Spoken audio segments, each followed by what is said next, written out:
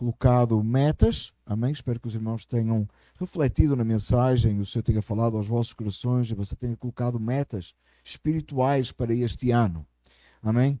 Metas com objetivos claros, definidos, amém? Hoje nós iremos falar sobre examinar e voltar, ainda nesse conceito, nessa ideia de início de ano. Também teremos a ceia do Senhor e o texto, por certo, nos vai fazer pensarmos naquilo que iremos participar daqui a pouco, que é a ceia. A palavra do Senhor diz: examine o homem a si mesmo e se coma deste pão e beba deste cálice.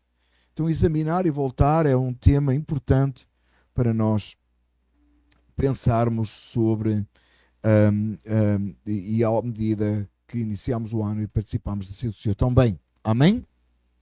Vamos ficar de pé.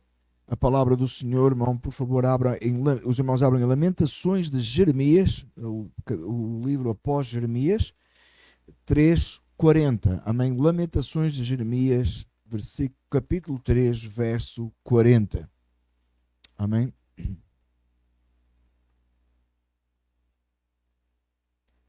Vamos orar primeiro. Pai, é no nome de Jesus que vimos diante da soberana presença para glorificar, bendizer e adorar, pedindo que o Senhor, em sua misericórdia infinita, perdoe as nossas iniquidades e neste novo ano nos faça viver segundo a vontade do Senhor, segundo as determinações divinas, segundo os decretos soberanos. Não permita, ó Pai, que de forma alguma façamos aquilo que parece bem aos nossos olhos, mas que a palavra do Senhor seja o nosso guia. E nós, em obediência, possamos servir. Possamos, Senhor, viver santamente diante do Senhor, de forma que o mundo à nossa volta possa perceber que há um Senhor e um Rei, e o seu nome é Cristo Jesus. Assim pedimos em nome de Jesus. Amém. Examinemo-nos e coloquemos à prova os nossos caminhos e depois voltemos ao Senhor. Irmãos, podem sentar, amém? O tema da nossa mensagem, como eu já disse, examinar e voltar. O texto de Lamentações, despertamento, chamada de atenção ao povo de Deus pelo profeta, é que examinassem, que colocassem à prova os seus caminhos, os caminhos deles, e então voltassem ao Senhor. Muitas vezes, amados irmãos, nós nos precipitamos e queremos buscar a Deus sem examinar e ver o que está de errado em nossas vidas. Não que nós não devemos buscar a Deus, não que ao examinar não seja num sentido de submissão a Deus e buscando ao Senhor, mas precisamos de analisar os nossos caminhos. É um dos princípios. Há dias eu tive essa conversa com alguém, eu não lembro agora quem, que tinha um conceito errado sobre o que significa ser reformado. E a pessoa entendia que reformado, e por certo os irmãos já devem ter ouvido isso, é aquela pessoa, aquela igreja ou aquela estrutura que ela está se atualizando e vai se revitalizando, como uma casa que precisa de reforma, mas de repente inclui umas coisas mais modernas, não é? Não é curioso, irmãos? Não sei se já aconteceu com os irmãos notam esses detalhes, mas quando você vai visitar, por exemplo, um museu muito antigo e tem sistema de incêndio, que você sabe que na época que aquilo foi construído não existia, por exemplo. Então eles tentam disfarçar, porque é obrigatório ter sistema de incêndio agora, não é? As linhas de água, não é? E você repara que eles vão disfarçar aquilo no meio de outras coisas. Right? Ou interruptores, você vai visitar uma casa muito antiga, de alguém muito antigo, num género museu, e você vai ver que naquela época não existia luz ainda, então eles põem os candeeiros como se fosse a petróleo, mas põem luz dentro. Já reparou nisso, irmãos? Então muitas vezes as pessoas pensam que a igreja reformada é isso, é uma igreja que ela está se atualizando aos nossos dias, ela está se ajustando à sociedade. Não, meus amados irmãos, a igreja reformada significa aquela igreja que analisa os seus princípios. Quando você diz, eu sou reformado, é isso que significa que você analisa a sua vida e constantemente você volta às Escrituras para que a sua vida seja reformada, a sua vida seja transformada e não atualizada à sociedade, mas atualizada à palavra de Deus. Porquê? Porque tendemos a deixar que o mundo interfira em nosso pensamento. Tendemos a deixar que as aflições desta vida nos venham a prejudicar espiritualmente. Que as pressões, as coisas que acontecem à nossa volta, nos levem a sairmos do caminho do Senhor. Por isso, aquela frase tão importante, saiu da Reforma, Iglesia reformata, reformata est. Significa a igreja que é reformada, ela continua-se a reformar. E não no sentido de atualizar. E eu tive esta conversa há pouco tempo com alguém, e a pessoa disse-me assim, não alguém daqui, e a pessoa disse-me assim, agora faz sentido. A ideia que a pessoa tinha é que a pessoa ia-se atualizando, não é? Foi mais uns instrumentos, umas luzes, uns fumos, umas coisas assim. Não é nada disso. Podemos atualizar. Nós estamos a estudar a videira e a treliça, a gente pode atualizar a treliça, mas jamais a videira. Amém? Nós voltamos às Escrituras, estudamos as Escrituras, seguimos as Escrituras. Examinemos e coloquemos à prova os nossos caminhos. Meus amados irmãos, a cada dia da nossa vida, e talvez neste início de ano é mais fácil para nós pensarmos que o calendário mudou, mudou uma página. Este ano, que são os 250 anos dos Estados Unidos, por exemplo, é um marco histórico, nós pensamos, lembramos essas coisas. É a altura de nós, como cristãos, acima de tudo, porque somos seres espirituais, porque a nossa vida é eterna. É tempo de nós analisarmos e colocarmos à prova os nossos caminhos. Significa fazermos uma análise completa de todo o nosso viver, dos nossos hábitos, da nossa conduta, daquilo que nós fazemos, daquilo que nós dizemos e como é que está a nossa alma. Analisarmos. Às vezes nós temos dificuldade com isso, nós pulamos de umas coisas para as outras e seguimos um caminho que parece que nunca nós pensamos direito no que estamos a fazer, até estarmos demasiado desviados e longe de Cristo. Acontece a todos nós, irmãos. Começamos e continuamos e deixámos-nos absorver, especialmente no ambiente de trabalho, talvez na escola, talvez com amizades, conversas que a gente ouve, notícias, da maneira que são apresentadas, e todas essas coisas nos levam a uma conduta, a um pensamento que não nos permite, não nos dá espaço para que examinemos os nossos caminhos, para que coloquemos à prova. O que é que isso significa?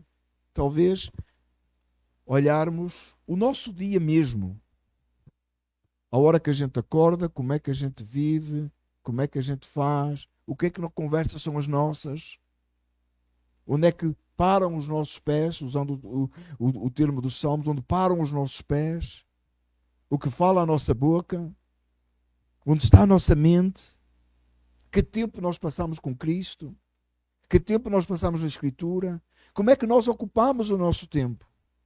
Amados irmãos, talvez porque este ano vou fazer 50 anos, talvez isso começou a bater assim mais forte, talvez estou com uma... como é que crise de meia-idade, mas eu comecei a dar muito mais valor e cada vez mais, já passou a meia-idade? Não, irmã, ainda falta. A gente começa a pensar, irmãos, quão importante é o tempo, cada vez mais. Eu sempre achei isso importante, mas parece cada vez mais, porque agora começa a fugir o tempo. E no outro dia era 2024, estamos em 2026, parece que 2025 nem aconteceu. Analisar como gastamos o nosso tempo, o que estamos a fazer com o tempo que Deus nos dá. Somos mordomos daquilo que o Senhor nos põe nas nossas mãos. O tempo não pertence a si, pertence a Deus, porque se pertencesse a si você mudava o tempo, certo? Não pode. A sua própria vida não pertence a si, ela pertence a Deus, porque no dia que Deus disser terminou, terminou. Então, como estamos usando os nossos recursos, examinando as nossas vidas, olhando cada detalhe, não de uma forma superficial, só talvez, a minha vida, eu sou um cristão, eu acredito em Cristo. Não, em cada detalhe, em cada momento, em cada coisa que fazemos. Lembra o texto da semana passada? Terminámos a mensagem dizendo, e falando daquele texto, quer comais, quer bebais, quer façais qualquer outra coisa, fazei tudo para a glória de Deus. Cada detalhe da nossa vida. Examinar cada coisa, cada pensamento. Lembra o que Jesus disse? O que contamina o homem não é o que entra, mas é o que sai. O que está dentro de nós. Lembra que Jesus também ensinou de que a boca fala do coração está cheio? Quais são as suas palavras? Como é que é as suas reações? Como são as nossas ações? Mas lembra, meu irmão, que a ação é uma coisa que você pensa, reação é uma coisa que já aconteceu. E é nas nossas reações que nós sabemos como está o nosso coração. No Salmo 139, versículo 23 e 24, o salmista diz assim: sonda-me, ó Deus, e conhece o meu coração. Prova-me e conhece as minhas inquietações. Vê se em minha conduta algo te ofende e dirige-me pelo caminho eterno. Olha a seriedade da oração do salmista, o pedido do salmista. Sonda-me, ó Deus. E nós somos tão rápidos a dizer: o Senhor conhece todas as coisas, não é? E nós somos tão rápidos a dizer que o Senhor é onipresente, onipotente, onisciente, Ele sabe tudo. E irmãos, Ele conhece-nos mais do que nós nos conhecemos a nós próprios. Você sabe aquela reação que você já teve? Aconteceu uma coisa qualquer, você reagiu de uma determinada maneira e você diz assim: eu nem me reconheci, eu não sei como é que eu fui capaz de fazer aquilo. Mas Deus sabia. Você pode surpreender a si mesmo, você jamais surpreenderá a Deus. Então o que de melhor nós podemos fazer do que, em vez de nós tentarmos por nossos métodos reconhecer o que nós somos, pedirmos antes a Deus que trabalhe em nossas vidas e nos mostre quem nós somos. Que Ele nos mostre à luz da sua palavra, que Ele nos mostre quando oramos, que o Espírito Santo nos toque, abra o nosso coração de maneira que nós possamos enxergar e ver quem realmente somos e o que realmente somos. Sonda-me, ó Deus. Mais do que você próprio sondar a sua vida, que seja a sua oração, a minha oração, que Deus nos sonde. Que Ele conheça o nosso coração. É tão interessante, meus amados irmãos, que o texto diz: conhece o meu coração. Aliás, que o Senhor conhece o nosso coração, que o Senhor conhece o nosso coração. Amados irmãos, quando a palavra do Senhor diz que o nosso coração é enganoso, a quem? É que o nosso coração pode enganar a Deus? Não, a nós próprios. Você pode achar que você está fazendo uma coisa com uma boa intenção. E Deus pode lhe mostrar que não era uma boa intenção, que é a sua carnalidade. Por isso precisamos chegar diante de Deus e dizer: Senhor, prova-me, põe-me à prova, mostra-me quem eu sou. Você lembra de tantos exemplos nas Escrituras que Deus pôs os seus servos à prova? Porque Deus não sabia o que eles iam fazer. Lembra Moisés lá no monte? Deus virou-se para Moisés e disse: eu vou matar essa gente toda e vou fazer de ti uma grande nação. E Moisés poderia ter dito: boa ideia. O que é que Moisés disse? Não, Senhor, o que é que as nações dirão de ti? Poupa esse povo. Era o povo que consumia a cabeça de Moisés, falando em português direto. Eles eram terríveis. Então, o que é que aconteceu ali? Deus não consumiu o povo naquele momento. O que é que aconteceu ali? Deus mudou de opinião? Deus precisou da opinião de Moisés? Deus não sabia o que é que Moisés ia responder? Moisés precisava de saber o quanto ele amava aquele povo e o quanto ele amava o nome de Deus e o quanto ele não queria que o nome de Deus fosse blasfemado pelas nações que via à volta, que iriam dizer, segundo Moisés, tirou-os do Egito e matou-os no deserto. O nome de Deus ia ser blasfemado. Moisés foi posto à prova. Deus não mudou de ideias por causa do que Moisés disse. Deus sabia o que Moisés ia dizer, mas Moisés precisava de saber o quanto ele amava o povo, o quanto ele amava a Deus. Oremos por isso. Senhor, põe-me à prova, mostra-me, trabalha em mim e conhece as minhas inquietações. Há coisas, meus amados irmãos, que nos perturbam. Inquietações aqui não é só aquelas aflições da vida, aquelas dificuldades, mas tudo aquilo que inquieta, que nos distrai. Às vezes orar para que o Senhor remova coisas da nossa vida. Coisas que se tornam ídolos, pequenos ídolos em nosso ser. E todos temos, irmãos. Todos tendemos a ter. Porque somos, por natureza, criados para a adoração. Amém? Quando não estamos 100% adorando a Deus, nós vamos buscar ídolos noutros lugares. É por isso que existem tantos ídolos por aí. E eu não estou só a referir aos santos católicos. Por todo lugar. E a gente facilmente coloca ídolos. Uma carreira, um carro, uma casa, podem se tornar ídolos em nossa vida. Pessoas podem se tornar ídolos. Pessoas podem se tornar ídolos. Que o Senhor nos ajude e que o Senhor conheça as inquietações. E depois disso o salmista diz, no versículo 24 do Salmo 139, vê se há em mim alguma conduta que te ofende. Nota o texto. Ele não diz assim, Senhor, vê se há alguma coisa em mim que me está a prejudicar. Vê se há alguma coisa em mim que me está a impedir de eu ser mais bem sucedido. Vê se há alguma coisa em mim que me impede. Não, vê se há em mim alguma conduta que te ofende. O salmista tinha receio, ele tinha temor, que ele podia estar ofendendo a Deus em alguma área que ele não tenha percebido. Meu amado irmão e minha amada irmã, é bem possível que nós pensemos que estamos a fazer uma vida correta diante de Deus e de repente tem uma coisa lá que está ofendendo a Deus. E amado irmão, porquê que, outra vez, eu sempre insisto nisso, porquê que o crente não quer ofender a Deus? Não é porque ele está com medo de ir para o inferno, nós já sabemos isso. Nós já sabemos que se a nossa alma está em Cristo, ela é guardada em Cristo até o final. O crente não quer ofender a Deus porque Deus é tão precioso para ele. Ele é o Deus Todo-Poderoso, é aquele que nos salvou. Então orar e dizer, Senhor, tu vê se há em mim algo que te ofenda, alguma conduta minha, alguma coisa que eu digo, alguma forma que eu faça, alguma coisa que te ofenda. Oh, meus amados irmãos, nós conhecemos a nossa natureza pecaminosa e sabemos como facilmente a gente pode cair num erro e numa conduta que é ofensiva a Deus. É tão fácil. É tão fácil.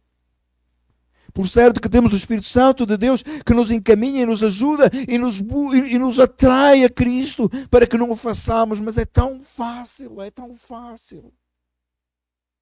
Se Deus tirasse a sua mão por um segundo de nossas vidas, nós nos tornávamos outra vez no lamaçal do pecado e morte, e isso seria a nossa vida, seria um desastre, uma ofensa a Deus permanente, contínua. Oh, que Deus nos livre de tal coisa. Por isso o salmista diz assim, dirige-me pelo caminho eterno. E qual é o caminho eterno? O caminho da santidade, o caminho da glória de Deus. O salmista clama e diz, guia-me, dirige-me pelo caminho eterno. Não pelo caminho do meu próprio entendimento, não pela minha própria vontade, não por aquilo que eu acho certo. Quantas vezes, meus amados irmãos, nós pensamos assim, mas é o que parece certo. A palavra do Senhor diz tantas vezes que o povo de Israel, em determinados momentos, cada um fazia aquilo que achava certo aos seus próprios olhos. Já pensou, irmãos, uma sociedade que faz aquilo que acha certo aos seus próprios olhos? Temos experimentado um pouco disso, não temos, irmãos? Veja o desastre que tem sido. O Senhor nos ajude. Não somos capazes de pensar e fazer aquilo que é certo aos nossos próprios olhos. Precisamos da direção de Deus, precisamos daquele que sabe mais que nós, precisamos daquele que determina todas as coisas. Que sejamos dirigidos pelo caminho eterno, o caminho da santidade, da separação do mundo do mal, para vivermos para Deus. Irmãos, em tempos passados, irmãos nossos, atravessaram o oceano de barco. Muitos morreram nessa travessia. Estamos a falar dos puritanos que vieram para os Estados Unidos, do início da fundação deste país, porque queriam viver de uma forma separada do mundo. E muitos morreram por enfermidade, como os irmãos sabem, que eles vinham com o objetivo de estabelecer uma colónia onde eles pudessem servir livremente a Deus. Pudessem criar os filhos no temor do Senhor. Não, isto não é Terra Santa. Os Estados Unidos não é Terra Santa. Claro que não é. Esse povo cometeu muitos erros, é verdade. Mas o desejo do coração deles era que eles vivessem separados do mundo. Daí o nome separatistas e tantos outros nomes como esse, puritanos, separatistas, tudo isso. Por certo, nós somos um povo que fomos chamados para viver separados do mundo, diferentes do mundo. Mas como podemos nós fazer isso? Estamos no mundo. Simplesmente se formos dirigidos pelo Espírito Santo. Então a nossa oração diária, a nossa busca nas Escrituras deve ser sempre essa: Senhor, qual é o caminho que eu devo seguir? E dirige-me porque eu não sou capaz. Dirige-me porque eu não sou capaz. Há um tempo atrás, e eu lembro-me de um episódio que aconteceu em casa, e o Pedro teve o Pedro tinha um problema de respiração, e uma noite ele ficou muito mal, e eu esqueci o nome daquilo, esqueci mesmo, e funcionava com ar frio, e era inverno, o ar frio ajudava a abrir a respiração, aliviava a respiração. E eu lembro-me disto, e ele estava tão mal, eu meti-o no carro, no banco da frente, apertei o cinto, abri o vidro, e estava no highway, e estava um gelo, estavam para aí 30 graus, e o gelo estava a entrar, e ele começou a recuperar um pouquinho, e ele olhou para mim e disse assim: onde é que a gente vai? E eu disse: para o hospital. E ele olhou para mim, ele não deve lembrar disto, não porque ele era pequeno, é que ele não deve lembrar, aquilo foi uma aflição muito grande. E ele disse assim: obrigado. E chegámos ao hospital e meteram logo, e ficou a noite, esqueci o nome daquilo, e foi um ataque forte. Mas o que é que eu quero dizer com tudo isto? O que é que eu quero dizer com tudo isto? Ele não era capaz de se conduzir a ele próprio ao lugar de socorro. E naquela aflição ele agradeceu-me por eu levar ao hospital, como se não fosse a minha obrigação. Certo? Obrigação, claro. Logo atrás chegou a mãe, etc. Enfim, aquela confusão toda, não é? Irmãos, o que é que eu quero dizer com isto? Quando nós entendemos que não somos capazes de nos guiar pelo nosso caminho eterno, e nos entregamos nas mãos do Senhor, Ele nos leva àquele porto seguro, e nós olhamos para Cristo sem entender exatamente o que é que nos aconteceu, e só somos capazes de agradecer, dizer: Senhor, obrigado. E a gente mais tarde pode até nem lembrar, como o Pedro nem lembra desta história, quase certeza, depois os irmãos perguntam. Mas a nossa vida foi salva. Fiz-me entender, irmãos? A nossa alma foi salva. Clama ao Senhor e diga: Senhor, eu não sei, eu não sou capaz de ser dirigido pelo caminho eterno, eu sou pecador, eu sou miserável, eu estou perdido. Volte-se para Cristo. Olha o que o texto diz, a segunda parte, e estamos fazendo a ponto para a segunda parte de Lamentações 13:40. Se você está com o texto aberto ainda, diz assim: depois de examinar e colocar à prova os nossos caminhos, voltemos ao Senhor. Volte-se para Cristo hoje. Não confie em si mesmo e diga assim: eu já voltei. É uma coisa que eu só experimentei nos Estados Unidos. Quando cheguei cá, comecei a ouvir muito isso. Você acredita em Jesus? Não, eu já fiz isso. Como se fosse uma coisa que no passado então, coisas na minha vida que eu já fiz. Eu já aceitei Jesus, só a expressão os irmãos já percebem, né? Que já é um problema, só a expressão já é um problema. Eu já aceitei Jesus, eu já acabei o high school e eu já tenho o college feito. Quer dizer, cai nessa linha. É uma coisa que está feita, já está feita lá no passado. Eu já um dia me arrependi dos meus pecados. E eu comecei a perguntar a certas pessoas: e tu vais à igreja? Não é meu costume. Como é que você pode eventualmente dizer que está em Cristo e não está com a família de Cristo? Não está ligado à videira, não está em comunhão com Cristo. E daí surgiram pessoas que se opuseram e me disseram: não, porque ir à igreja não é requerido. E quem disse? Quem disse? Não, isso é outra coisa. Eu posso ser salvo e não ir à igreja. Não pode. Pois eu sei, mas a igreja não salva. Eu já ouvi essa também, mas a igreja não salva. Eu disse, é que é verdade. Você pode ir à igreja a vida toda e não ser salvo. É verdade. Mas aquele que é salvo, ele ama a igreja e vai à igreja. Porque ele ama o corpo de Cristo, porque ele ama a Cristo. Porque ele quer estar em comunhão uns com os outros. E ele não consegue estar sem estar na família em Cristo. Ele precisa disso. Conhece, perdão, voltemos ao Senhor. Amados, eu só ouvi isso, essa história aqui. E nunca tinha ouvido isso. Eu acho que eu nunca tinha ouvido isso. Não, ou pelo menos não na mesma intensidade que aqui na América você encontra pessoas assim. Meu amado irmão, você não se pode ter voltado uma vez para o Senhor e está feito. Você precisa voltar para o Senhor constantemente, porque a sua natureza é pecaminosa, ela continua aí, você não foi livre ainda da sua natureza pecaminosa. Tem algum aqui que está livre da natureza pecaminosa? É que se você está livre, eu esqueci de fazer o seu funeral. Porque nós só estaremos livres da natureza pecaminosa quando estivermos com Cristo. A morte é aquele que nos separa da nossa natureza pecaminosa e Cristo é aquele que nos recebe. Amém? Continua aí. Por isso é que nós temos que continuar a negar a nós mesmos. Quando Jesus disse assim, que precisávamos negar e tomar a cruz, as pessoas não entendem o que significa tomar a cruz e pegam na cruz e colocam, é o vizinho, é o colega, é o parente, é o trabalho, é o chefe, é o esposo. Não. É qualquer outra coisa.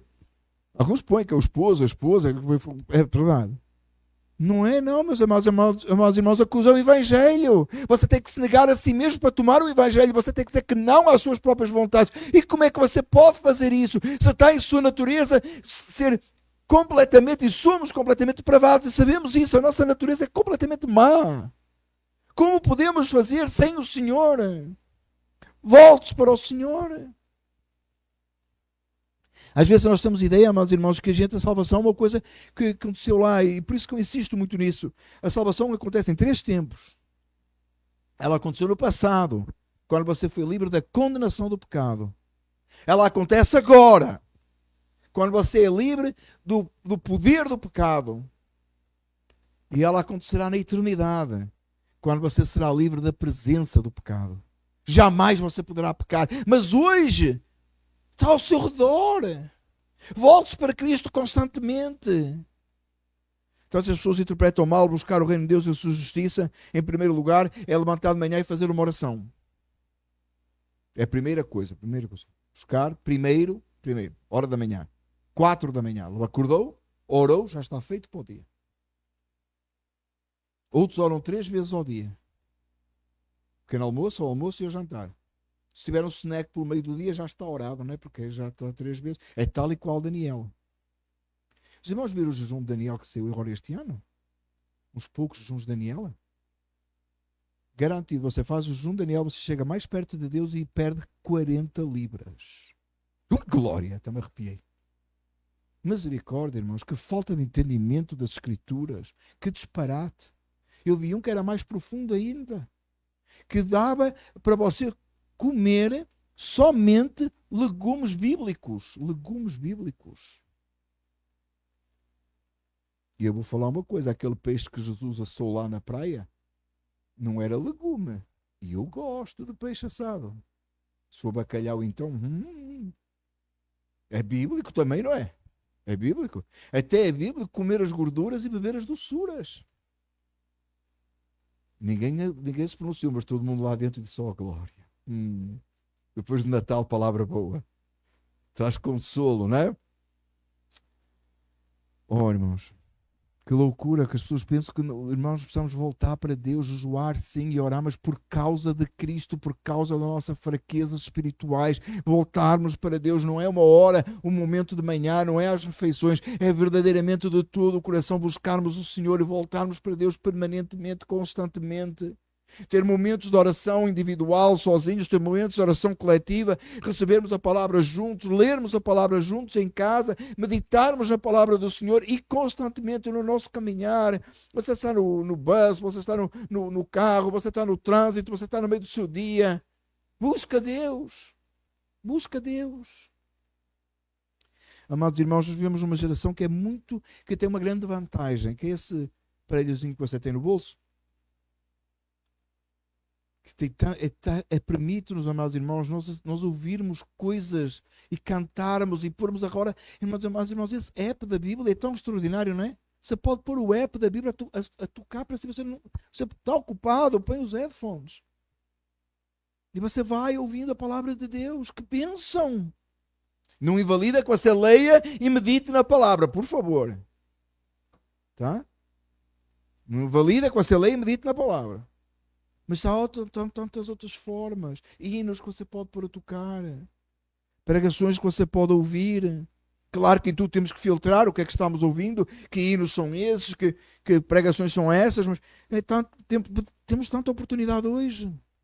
Voltemos ao Senhor. Jeremias 29, 10, 14 diz assim: assim diz o Senhor, quando se completarem os 70 anos de Babilônia, eu cumprirei a minha promessa em favor de vocês de trazê-los de volta para este lugar. Porque sou eu que conheço os planos que tenho para vocês, diz o Senhor, planos de fazê-los prosperar e não de lhes causar danos, planos de dar-lhes esperança e um futuro. Então vocês clamarão a mim, virão orar a mim e eu os ouvirei. Vocês me procurarão e me acharão quando me procurarem de todo o coração, e eu me deixarei ser encontrado por vocês, declara o Senhor, e os trarei de volta do cativeiro, e eu os reunirei de todas as nações e de todos os lugares para onde eu os dispersei, e os trarei de volta para o lugar de onde eu os deportei, diz o Senhor. Ainda que este texto, irmãos, e nós ficaremos muito tempo neste texto, a hora passou tão rápido, ainda que este texto seja referente àquele momento que o povo de Israel estava exilado e que o Senhor ia trazer de volta, e ele diz assim: eu tenho planos para vocês, planos de fazê-los prosperar e não de lhes causar dano. E a maioria das pessoas para neste versículo. E aí fica a pregar, né? Deus tem um plano para si e tal. Aí você começa a associar com a sua carreira, com a sua casa, não tem nada a ver com isso. O Senhor tem planos de fazer-nos prosperar na nossa vida espiritual. Ele quer que nós sejamos mais santos. Ele não dá o Espírito com medida. Eu já disse isto várias vezes e já fui até confrontado e bem, e gosto disso, de que eu contextualizava o texto. Mas, irmão, você pode ser o crente que você quiser ser. Você não pode salvar a sua alma, mas você é o crente que você quiser ser. Busca Deus de dia e de noite, em todo o tempo. Porque Deus não dá o Espírito por medida. Ele fará de si um vitorioso e forte espiritual. É promessa. Quando eu digo o crente que você quiser ser, é no sentido de santidade, entenda. Não é sentido de chamado para outra coisa qualquer. No sentido de santidade, de ser como Cristo. O Senhor tem planos para os salvos. Por isso é que Ele nos salvou. E depois diz assim: vocês me procurarão e me acharão. Você já procurou uma coisa que você não acha de jeito nenhum? Outro dia andava à procura de uma coisa em casa. Ele ali perdeu qualquer coisa e disse: ajuda-me a procurar. Eu fui procurar com ela, a gente não encontrava de maneira nenhuma, mas ela: sabes o que eu costumo fazer? Eu costumo parar e orar. Como a gente fala lá em Portugal, eu disse: toma que já almoçaste. E a gente andava naquela correria de procurar, eu estava com pouco tempo para orar. E ele ali disse: vamos orar. A gente orou e a gente achou. E eu disse: está certo, aprendi. Amém? Mas você pode até procurar uma coisa e nunca achar, não é? Você veio para a América para achar dólares, não foi? Estava falando, né, que aterrou no IWR, veio para a América, que havia tanto dinheiro que apanhava-se dinheiro aqui, ela aterrou no IWR, e a passar e viu uma nota de 100 dólares. Diz ele: também cheguei agora, não vou começar já a trabalhar, amanhã apanho. Foi a única que ele viu. A gente procura, e a gente pode não achar coisa nesta terra, mas, amado irmão, se você procurar o Senhor todo o coração, você vai achar. E sabe porque é que você vai achar? Olha o versículo seguinte. Porque ele se deixará ser encontrado por si. Oh, glória a Deus. E eu me deixarei ser encontrado por vocês. Não, amado, entenda, você busca a Deus, mas você em si próprio não pode encontrar, então ele se deixa encontrar. Sabe quando você brincava com os seus filhos, quando os filhos pequeninos, você esconde e depois você deixa que eles o encontrem? Alguém fez isso já? Você escondia e depois deixa que as crianças o encontrem. Encontrei-te! Foi você que se deixou encontrar. Às vezes a gente escondia um pouquinho mais, precisava de um bocadinho de sossego. Mas para lá tinha uma hora, tinha que deixar encontrar, não é isso? O Senhor não é assim. O Senhor nos ama e Ele se deixa encontrar. Amados irmãos, Mateus 15, 7 a 9, eu vou terminar, para passarmos à ceia do Senhor. E que este texto agora que eu vou ler não seja para nenhum de nós aqui. Que não seja verdadeiramente para nenhum de nós, este ano nem nunca. Jesus disse assim, hipócritas. Bem profetizou Isaías acerca de vós, dizendo, este povo me honra com os lábios, mas o seu coração está longe de mim. Em vão me adoram, seus ensinamentos não passam de regras ensinadas por homens. Que isto não seja verdade entre nós, irmãos. Nunca seja. Que o Senhor seja misericordioso e bondoso para conosco. E não permita de forma alguma, que de alguma maneira a gente honre com os lábios, venha à igreja, cante louvores, fale coisas espirituais, mas que o nosso coração esteja longe do Senhor. Que neste novo ano e sempre possamos examinar os nossos caminhos. Pedir ao Senhor, sonda-me, mostra-me tu, ó Pai. Se há um caminho mau, retira de mim. Guia-me pelo caminho eterno. E que, ao examinarmos os nossos corações, ao sermos postos à prova, a cada dia nos voltemos para o Senhor. Volte-se para o Senhor hoje. Examine o seu caminho hoje. Coloque-se nas mãos do Senhor à disposição de tirar e remover aquilo que às vezes parece tão precioso para nós, para que possamos livremente buscarmos o Senhor. E o Senhor se deixará achar por nós. Um feliz 2026 para cada um dos irmãos, com a bênção do Senhor. Amém? Vamos ficar de pé.